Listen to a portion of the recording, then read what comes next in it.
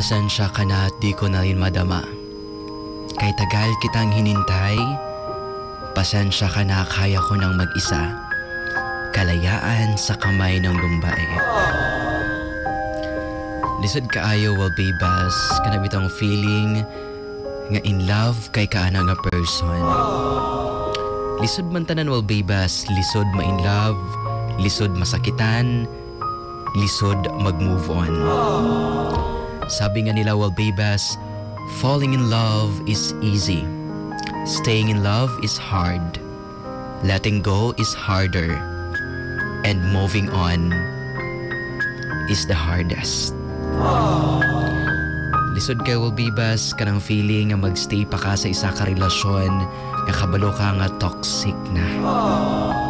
Lisod kayo walbibas nga magstay pa ka sa isa ka relasyon na hindi na masaya. And lisod pod walbibas nga mag-let go sa usa ka tawo nga sobra nimong gimahal.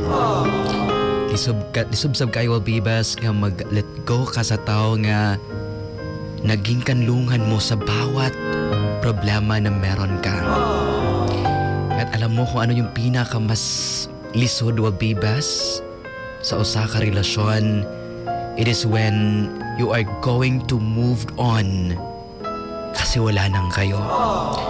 Mahirap mag-move on walbibas. Mahirap mag-let go.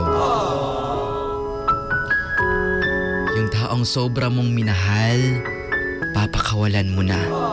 Hindi yun magiging madali walbibas para sa isang taong nagmahal lang naman pero bakit kailangang masaktan. Hindi yun madali walbibas para sa mga taong gustong patunayan na totoo yung pagmamahal nila. Pero wala naman tayong magawa walbibas kasi desisyon nila na iwan na tayo. It's 1:33 walbibas, 1:33. Hindi tayo iiwan ng Executive Optical kapag dumating sa punto walbibas na malabo na ang ating paningin.